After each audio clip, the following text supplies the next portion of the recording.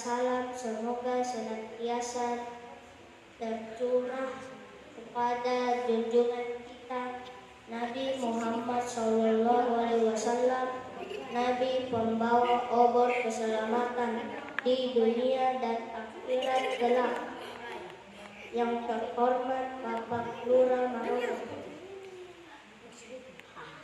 yang terhormat pembawa hikmah Isra dan Mi'raj, serta hadirin sekalian yang berbahagia. Acara pertama pembukaan.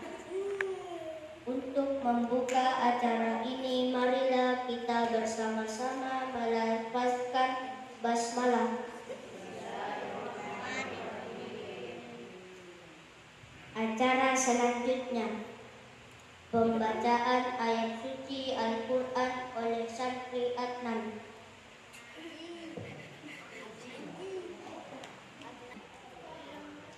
Waalaikumsalam warahmatullahi wabarakatuh.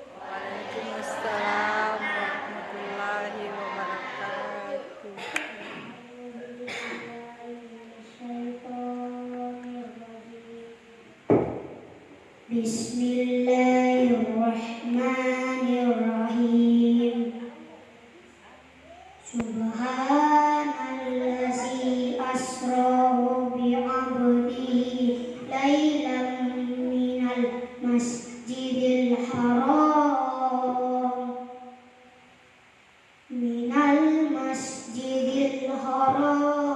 ilal masjidil aqsa allazi barakna haulahu linuriyahu min ayatina innahu huwas samiul basir.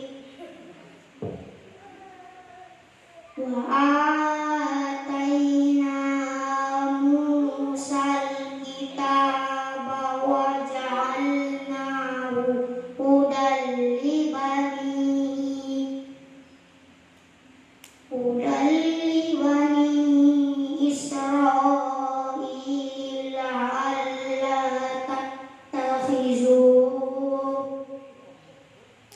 alla tattakhizu min duni wakila zurriyata man hamalna ma'anu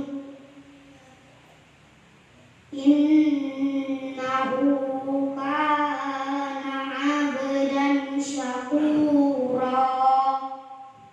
Shadaqallahul azim. Assalamualaikum warahmatullahi wabarakatuh.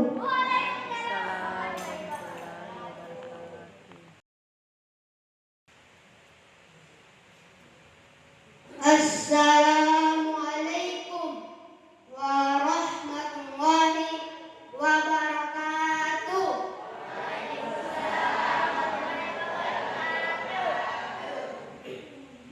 Alhamdulillahi rabbil alamin. Assalatu wassalamu ala asyrafil anbiya'i wal mursalin sayyidina Muhammadin wa ala alihi wa sahbihi ajma'in, amma ba'du.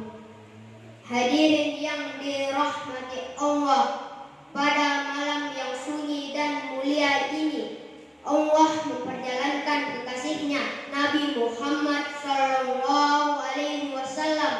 dalam sebuah perjalanan yang luar biasa, Isra Mi'raj. Perjalanan ini terjadi bukan saat Nabi sedang bahagia, tetapi justru saat Nabi sedang sangat sedih. Istri tercinta beliau, Khadijah radhiyallahu anha, wafat. Paman yang melindungi beliau, Abu Thalib, juga wafat. Nabi dicaci, dihina, bahkan dilempari batu di Taif. Namun justru di saat hati Nabi terluka, Allah memanggil Nabi untuk naik ke langit. Jamaah, oh jamaah,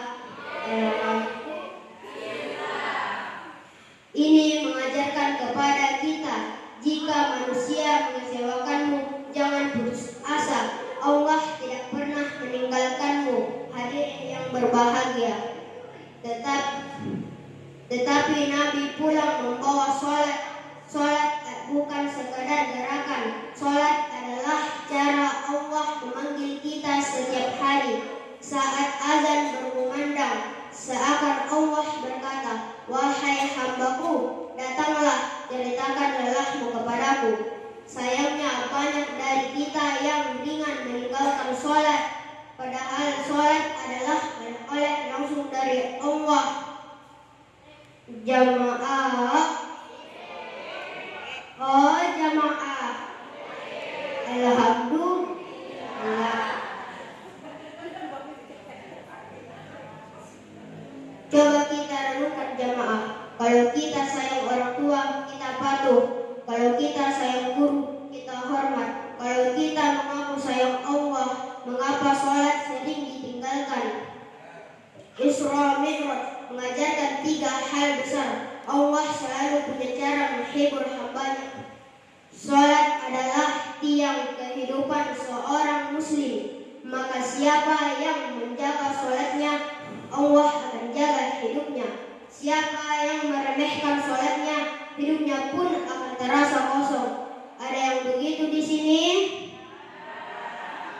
Semoga setelah mendengar kisah Isra Mi'raj ini, kita pulang dengan satu tekad, ya Allah, aku ingin lebih dekat kepadamu. Amin ya rabbal alamin. Wabillahi taufiq wassa'adah. Assalamualaikum warahmatullahi wabarakatuh. Waalaikumsalam warahmatullahi wabarakatuh. Bisa sadri Rasul yang aku datang dari lisani Qauli. Alhamdulillah rabbil alamin. Wa bihi nasta'in ala umuri waddin. La ilaha illallah wahdahu la syarika lah. Wa asyhadu anna Muhammadan abduhu wa rasuluhu la nabiyya ba'dah. Yang kami hormati dan kami muliakan keluarga besar Bapak Haji Abdul Hanis, yang kami hormati dan kami muliakan segenap Dewan Pendidik Rumah Tahfiz, yang kami hormati dan kami muliakan segenap ibu-ibu Majelis Taklim Kelurahan Marobo yang sempat hadir pada kesempatan ini, yang kami hormati dan kami muliakan Bapak Ibu beserta adik-adik santri dan santriwati yang saya banggakan. Puji dan syukur senantiasa kita panjatkan kehadirat Allah Subhanahu wa taala, di mana pada kesempatan yang penuh bahagia ini kita telah diberikan oleh Allah Subhanahu wa taala kekuatan, kesempatan, sehingga kita semua dapat berkumpul di tempat ini dalam rangka memperingati hari besar Islam, yaitu Isra dan Mi'raj. Kemudian salawat serta salam tak henti-hentinya kita kirimkan kepada junjungan kita suri teladan kita Rasulullah sallallahu alaihi wasallam beserta dengan keluarga dan para sahabatnya, sampai kepada kita semua umatnya yang senantiasa mengikuti sunnah-sunnahnya. Bapak Ibu yang sama saya hormati, yang pertama kali saya sampaikan pada kesempatan ini adalah rasa syukur kehadirat Allah Subhanahu wa taala dan apresiasi yang setinggi-tingginya kepada segenap Dewan Pembina dan keluarga besar Bapak Ali Hamis yang telah melaksanakan kegiatan ini. Semoga kedepannya lagi kita dapat melaksanakan terus, sehingga dengan kegiatan ini dapat menambah ketebalan keimanan kita kepada Allah Subhanahu wa taala. Kemudian juga saya sangat berterima kasih atas saya bisa diundangnya hadir di tempat yang mulia ini.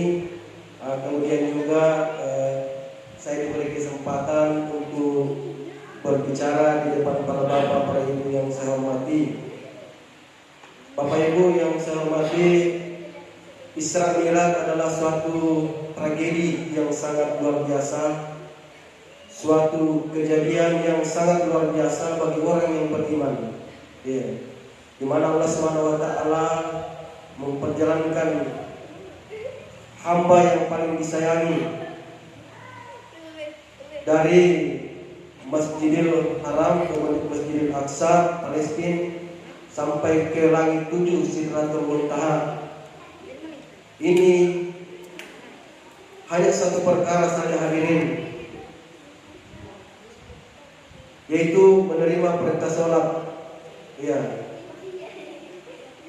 Sebagaimana kita ketahui bahwa kenapa sangat istimewa ini perintah sholat, sehingga Nabi sendiri yang menerima langsung dari Allah Subhanahu wa taala. Sementara perintah-perintah lainnya, perintah puasa, perintah sedekah, perintah haji itu melalui malaikat Jibril.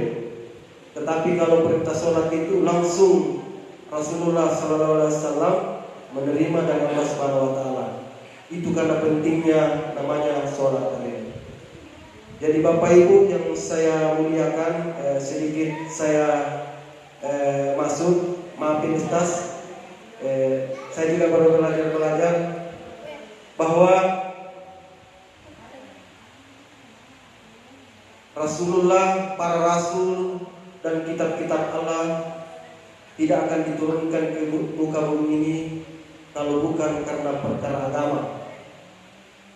Para rasul, saya ulangi, para rasul dan kitab Allah tidak diturunkan ke muka bumi ini kalau bukan karena perkara agama.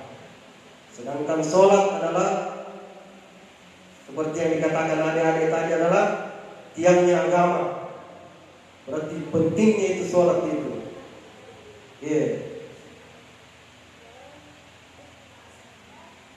Bapak Ibu yang saya hormati, apa kepentingan daripada sholat ini? Itu tadi tiangnya agama.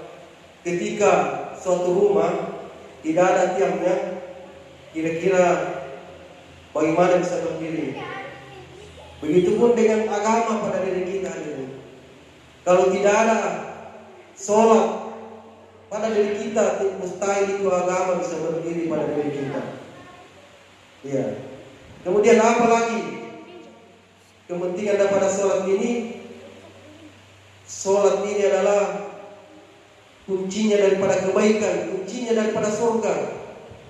Ibaratkan suatu rumah, di dalam suatu rumah itu dipenuhi dengan fasilitas mewah, ada makanan hidangan yang lezat, ada buah-buahan yang segar, ada AC-nya spring bed. Tetapi kalau kita tidak mempunyai kuncinya, bagaimana mungkin kita bisa menikmati? Begitupun dengan sholat hadirin. Walaupun kita setiap tahun naik haji, habis harta kita sedekahkan, tapi kalau kita tidak sholat, sia-sia. Jadi itu kuncinya tadi, sholat. Kemudian sholat adalah amalan yang paling pertama diperiksa di yaumul hisab nanti. Jadi kalau ketika amalan sholat kita bagus, insya Allah akan bagus seterusnya. Tetapi kalau amalan sholat kita gugur, maka bisa saja gugur semuanya. Bagaimana kamu Ustaz? Itu yang saya dengar itu. Jadi kita dengar juga ini. Jadi sekali lagi saya sangat bersyukur bisa dihadirkan di tempat yang mulia ini, apalagi bersama dengan orang-orang yang dikasihi oleh Allah Subhanahu wa taala, di mana ibu-ibu ini, ibu majelis taklim yang sangat luar biasa, setiap ada kegiatan-kegiatan keagamaan sangat antusias untuk kegiatan seperti ini. Saya berterima kasih kepada para ibu majelis taklim. Semoga kedepannya kita bisa laksanakan lagi lebih meriah daripada yang kita lakukan sekarang ini. Kemudian kami sampaikan bahwa kemarin kami ada musrembang karena setiap tahun ada pembangunan fisik, maka saya hasil rapat kami di kelurahan saya putuskan bahwa insyaallah musrembang pada tahun ini pembangunan fisiknya adalah depan rumah tapis Quran. Jadi di sini nanti akan dirawat sepanjang kalau tidak salah 300 meter. Yeah. Itu adalah bentuk perhatian kami dari pemerintah kelurahan terhadap rumah tapis ini. Kami hanya bisa berdoa kepada Allah Subhanahu wa taala semoga rumah tapis ini dapat berkembang dan jaya, dan bisa menerbitkan anak-anak yang seperti tadi sudah luar biasa, masya Allah. Kalau dibandingkan dengan anak-anak yang sekolah-sekolah umum, tadi saya perhatikan sama sekali tidak ada kakunya. Walaupun itu cara penyampaiannya, tapi penampilannya sudah berani dia tampil, sudah tidak ada kakunya lagi. Sementara saya berdiri saja masih kaku-kaku. Tapi saya perhatikan tadi adik-adik, bahkan dia sudah main di depan umum, luar biasa. Jadi itu saja. Sekali lagi saya ucapkan banyak terima kasih atas segala kegiatan pada malam hari ini. Dan apabila ada kata-kata saya yang kurang berkenan, itu datangnya dari kebodohan saya sendiri. Kalau ada benarnya itu datangnya dari Allah Subhanahu wa taala. Dan saya akhiri dengan ucapan wabillahi taufiq wal hidayah. Assalamualaikum warahmatullahi wabarakatuh.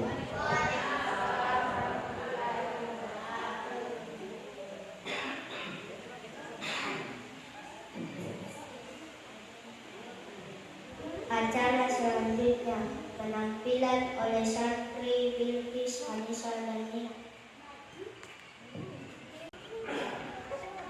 Assalamualaikum warahmatullahi wabarakatuh. Waalaikumsalam.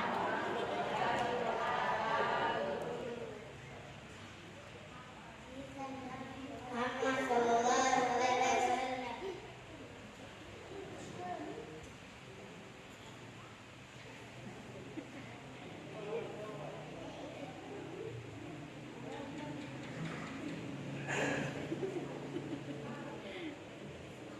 Nabi Muhammad sallallahu alaihi wasallam pertama dan Isra Miraj.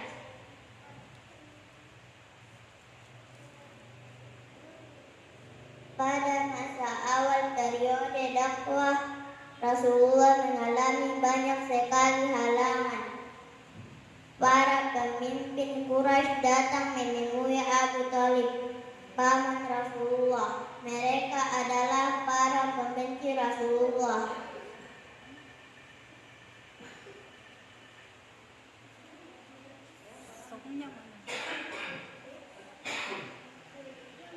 Namun permintaan itu ditolak oleh Rasulullah.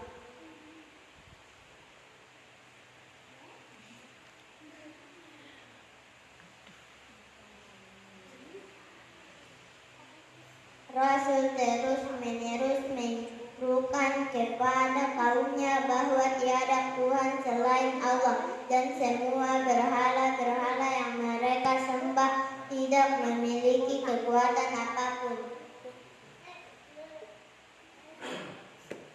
Dakwah itu memancing kemarahan kaum Quraisy. Mereka pun berencana untuk menjatuhkan Rasulullah.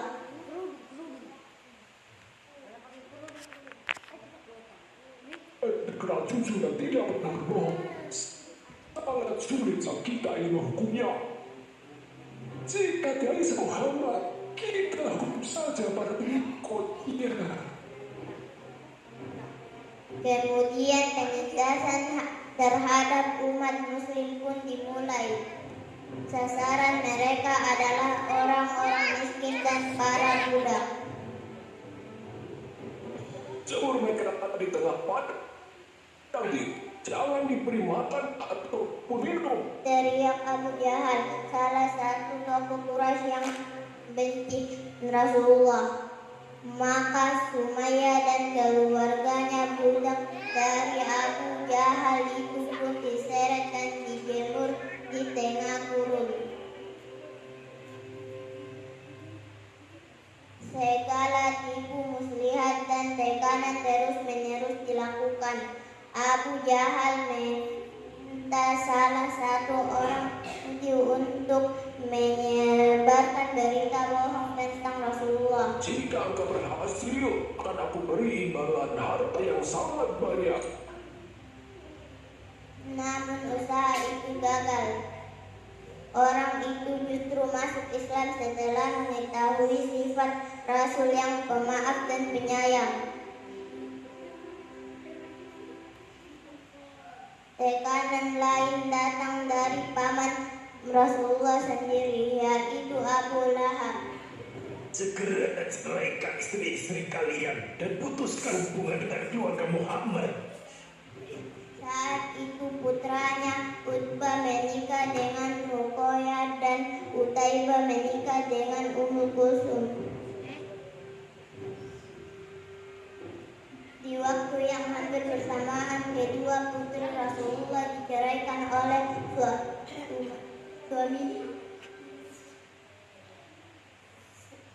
Abu Tak. Dia pergi menemui Bani Hashim dan Bani Muttalib. Muhammad adalah orang yang paling bisa dipercaya. Meskipun kalian tak setuju dengan ajarannya, lindungilah dia, karena dia keluarga kita. Meskipun menolak masuk Islam, namun rasa sayang kepada keponakannya tidak pernah berkurang. Ancaman terus-menerus datang. Rasulullah pun memohon petunjuk kepada Allah atas kekejaman yang diterima oleh umatnya. Lalu Allah menurunkan perintah untuk karena bumi luas selalu ada tempat bagi kaum muslim. Rasulullah kemudian menganjurkan kaum muslim untuk hijrah ke Habasyah, negeri yang aman dan damai, dipimpin oleh Raja Najasyi.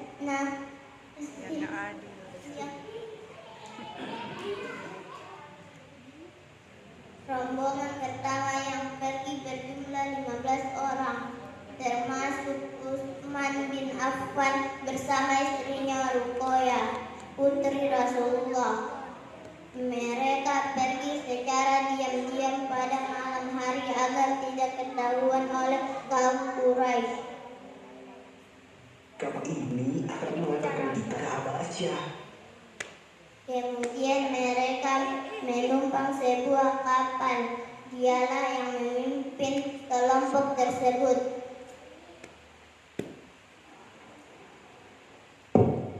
Kaum Quraisy mengetahui kejadian itu, namun semua sudah terlambat. Celaka, mereka berhasil lolos. Saat ini tidak akan ada ampun lagi bagi mereka. Setelah itu, penindasan terhadap kaum muslimin semakin parah. Mereka dikucilkan dari semua kegiatan sosial, termasuk pekerjaan, perdagangan, hingga pernikahan. Akhirnya Rasulullah memerintahkan untuk kembali hijrah ke Habasyah. Rombongan kedua yang berangkat berjumlah 101 orang dan dipimpin oleh Ja'far bin Abu Thalib. Kali ini kaum Quraisy tidak tinggal diam. Mereka mengutus Amr bin As dan Amr bin Walid ke Habasyah untuk mengganggu kaum muslimin.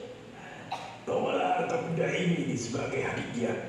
Kalian harus membuat Raja Najasyi mengusir kaum ini itu. Amr bin As menghasut Raja Najasyi dengan mengatakan, bahwa Islam adalah ajaran yang sesat karena tidak mengakui Tuhan nenek moyang. Mereka juga berusaha membujuk dengan bermacam-macam hadiah. Namun Raja Najasyi tidak percaya begitu saja. Aku akan mendengarkan apa dari kedua belah pihak. Dia kemudian memanggil salah satu perwakilan kaum muslimin. Dalam kesempatan itu, Ja'far bin Abu Thalib berperan sebagai juru bicara. Dia menjelaskan apa itu Islam dengan sangat baik kepada sang raja. Dan ketika dia membacakan surat Maryam, Raja Najasyi menangis. Sesungguhnya, ini dan yang dibawa Isa benar-benar keluar dari satu cahaya yang sama. Sejak saat itu, kaum muslimin di Habasyah bisa beribadah dengan aman. Berbanding terbalik, Rasulullah dan para sahabat yang masih bertahan di Mekah semakin terpojok. Hei, ambilkan kotoran kambing. Para sahabat Abu Jahal memenuhi permintaan itu. Apa yang akan kamu lakukan dengan ini? Aku akan memberikannya pada umat. Kemudian Abu Jahal berjalan mendekati Rasulullah yang sedang salat. Dan ketika Rasul sujud, Abu Jahal meletakkan kotoran itu di antara bahu Rasul. Rasulullah tetap dalam posisi sujudnya hingga Fatimah Az-Zahra membersihkannya sembari meneteskan air mata. Itu adalah sedikit cerita tentang kekejaman kaum Quraisy terhadap Rasulullah. Pada tahun ke-10 setelah kenabian, Rasulullah menghadapi cobaan yang sangat pedih. Dua orang yang dicintainya wafat. Mereka adalah Abu Thalib dan Siti Khadijah. Tahun itu pun disebut dengan Amul Husni atau tahun kesedihan.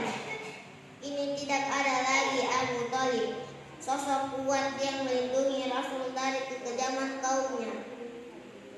Dan tidak ada lagi Siti Khadijah yang selalu setia mendampingi Rasul. Kaum Quraisy memanfaatkan kesempatan itu untuk menyerang dan menghina Rasul terus-menerus. Hingga akhirnya Rasul memutuskan untuk hijrah ke Taif.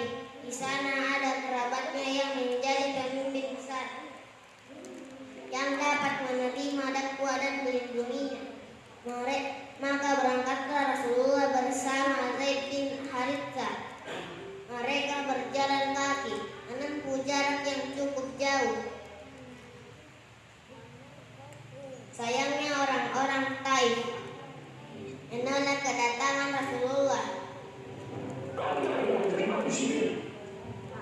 Kemudian mereka mengusir Rasul beserta Zaid bin Harithah dengan lemparan batu hingga terluka parah. Dalam perjalanan pulang menuju Mekah, Rasul berdoa, Ya Allah, tunjukkanlah jalan yang lurus kepada kaumku, karena sesungguhnya mereka mengerti.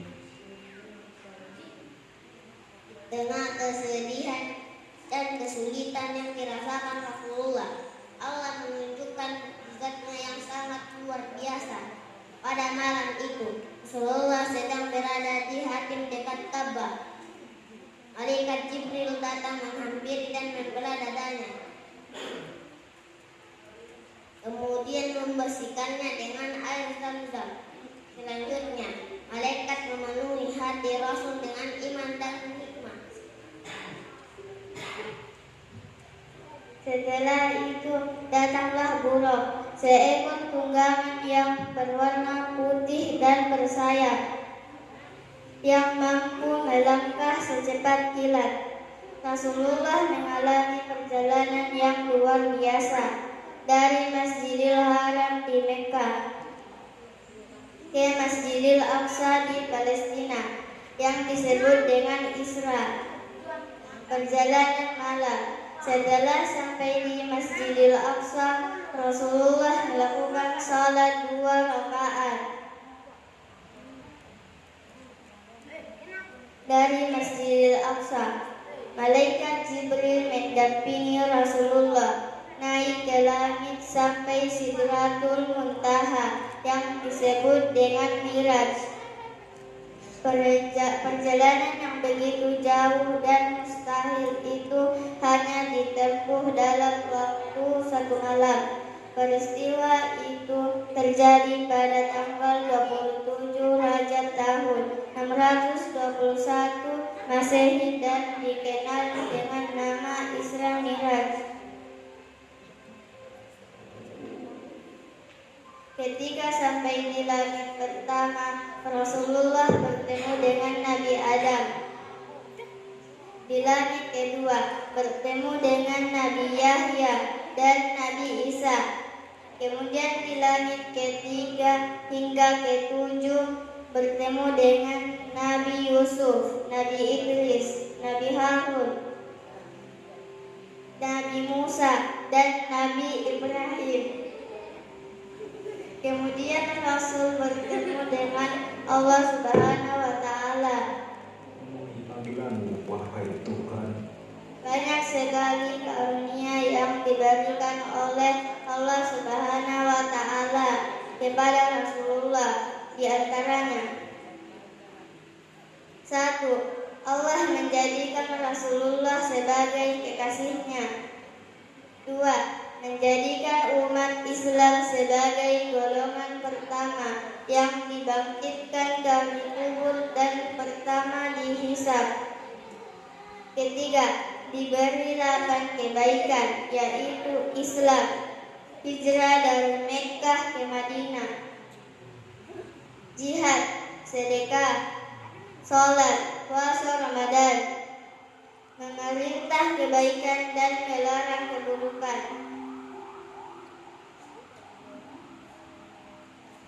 Allah juga menjadikan Rasulullah sebagai penutup bagi para nabi, serta memberikan perintah penting, yaitu sholat 50 kali. Selesai berdialog dengan Allah, Rasul kembali turun. Dalam perjalanan, Rasul kembali bertemu dengan Nabi Musa di langit keempat. Dia bertanya, apa yang diperintah oleh Allah? Kemudian Rasul menjawab, perintah sholat 50 kali. Maka engkau dan umatmu tidak akan mampu mengerjakannya. Kembalilah kepada Tuhanmu dan mintalah keringanan bagimu. Rasul kembali menemui Allah dan memohon keringanan. Allah menurunkannya menjadi 40 kali.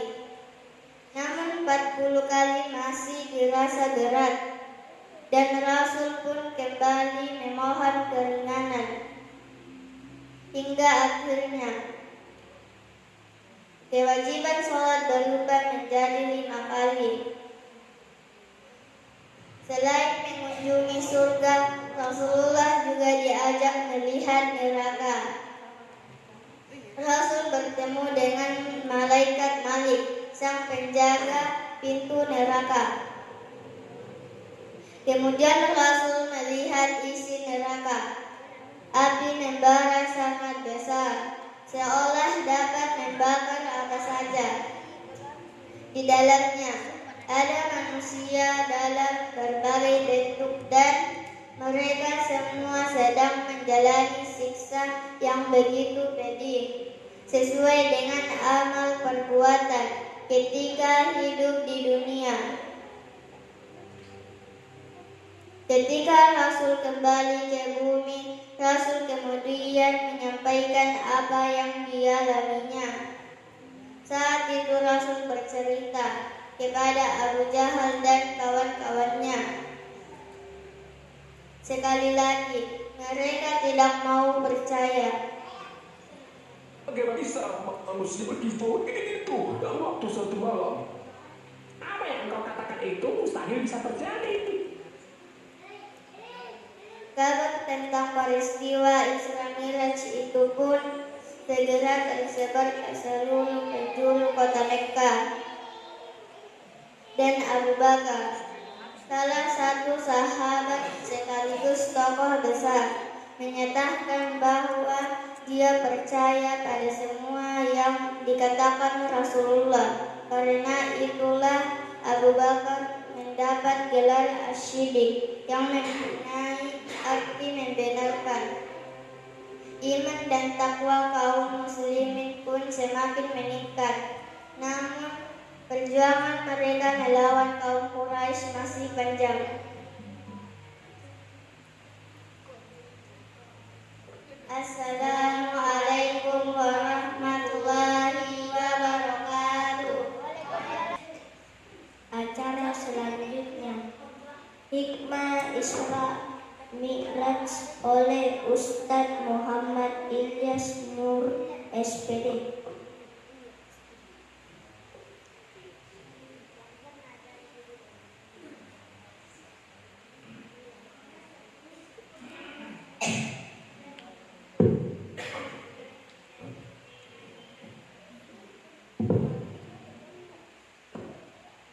Bismillahirrahmanirrahim.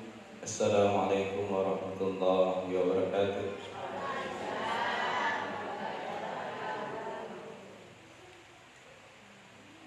Turun menjawab. Tengah malam. Iya, dodong. Padahal memberi salam adalah sunnah, menjawab adalah wajib. Jadi alangkah sia-sianya kalau saya mengguru pahala sunnah sementara kita melewatkan pahala wajib. Bilang, Ustaz, ada itu salam yang dia tidak butuh jawaban. Yang mana itu? Salamnya Pak Imam. Assalamualaikum. Jangan dijawab, Ustaz, batal salat. Ada tuh salam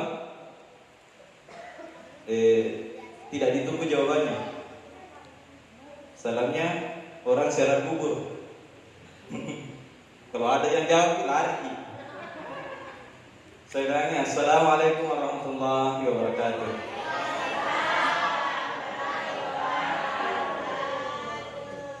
Alhamdulillah, alhamdulillahilladzi bi ni'matihi tatimmu shalihat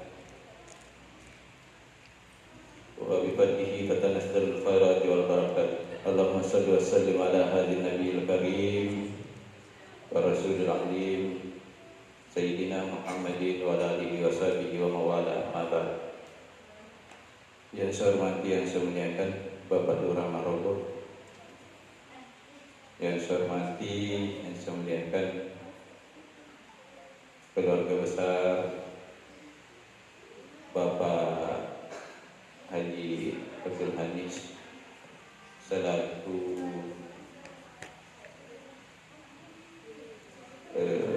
pemilik Yayasan Rahmatullah Asyadiyah.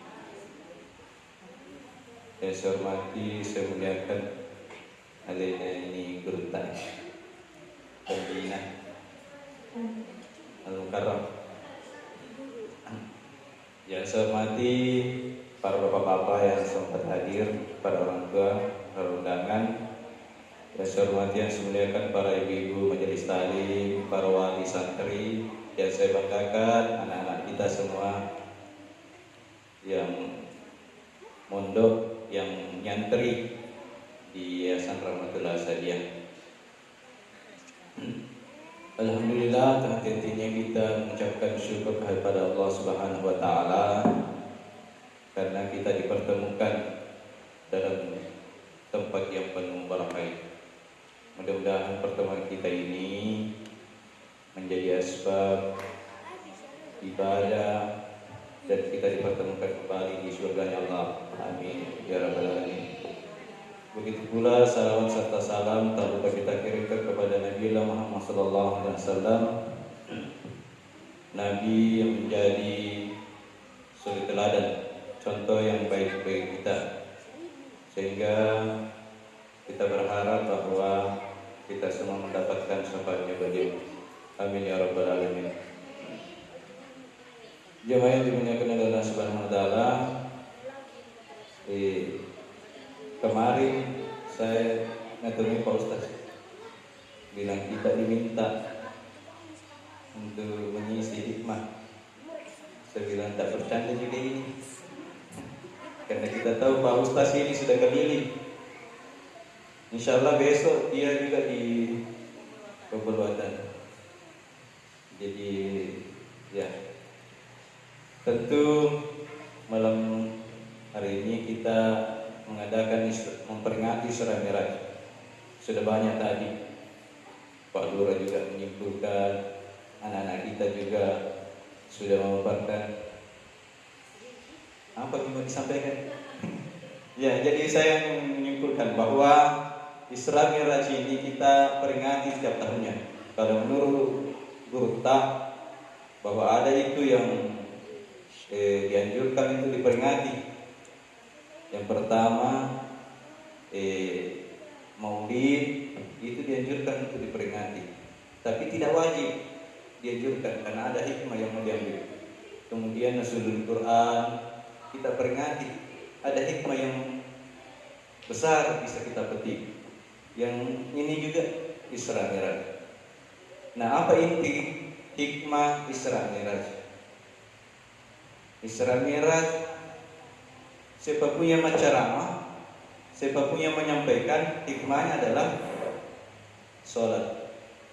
Jadi kalau ada ustaz bahas Isra Mi'raj, disuruh bahas Isra Mi'raj, nah dan lainnya bahas, mau poligami berarti mau menikah lagi. Padahal intinya Isra Mi'raj adalah sholat. Jadi itu juga kalau ada orang yang rajin datang Isra Mi'raj tapi tidak apa lagi namanya, tidak rutin sholatnya, tidak bolong-bolong istiqomah sholatnya, bukan Isra Mi'raj dan dapat bawa pulang. Apa deh, mika-mikanya tidak isi bawa pulang. Jadi inti dari Isra Mi'raj adalah sholat. Tentu sudah banyak tadi disampaikan, didengar, bahkan sudah banyak kita dengar. Inti dari Isra Mi'raj adalah sholat. Betapa besarnya peristiwa Isra Mi'raj, betapa agungnya Isra Mi'raj, Rasulullah dipanggil langsung seperti yang kita saksikan tadi untuk menerima ini perintah sholat. Jadi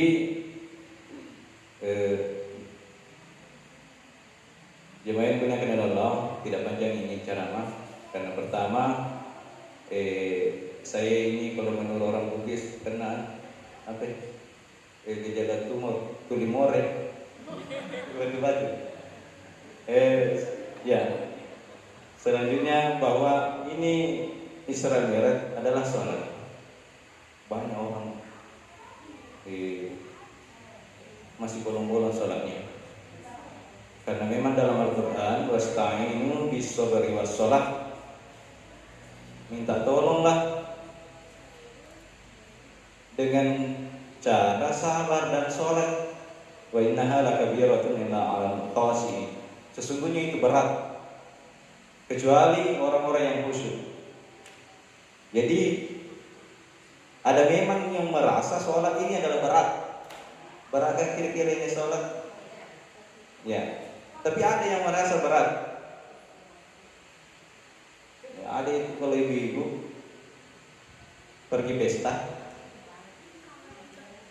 sudah lengkap make upnya,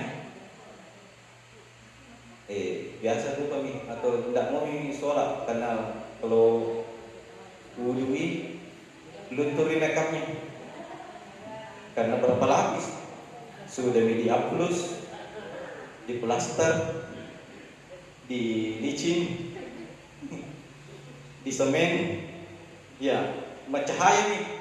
Jadi kalau mau wudhu luntur semua itu makeup mahal lagi, disewa lagi. Jadi itu tadi, makanya bilang tadi wasta'inu bis-sabri was-salah wa innaha lakabir, berat itu sholat. Ya, Coba nih,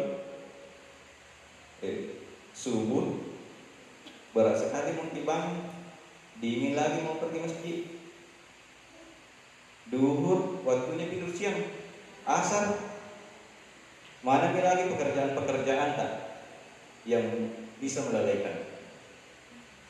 Banyak orang takut kehilangan dunia. Ya.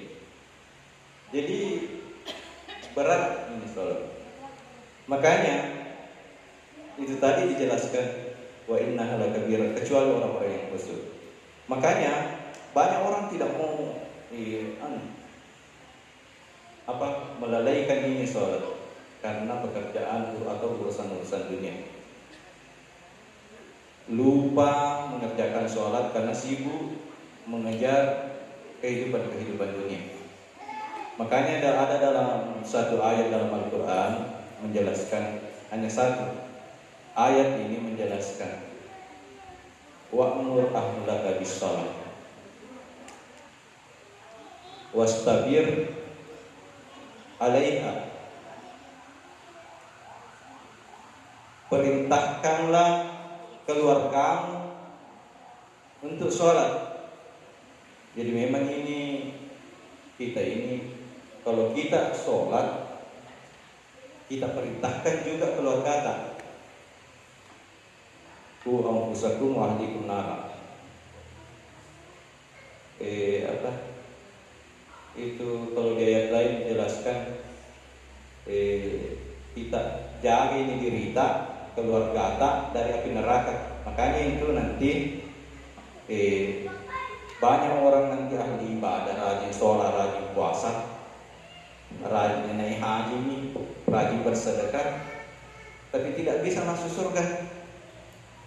Iya, yang ini Abdul masuk surga sudah diumumkan. Nah, dengar anaknya, siapa itu tadi bilang bapak tak, betul. Jangan dulu.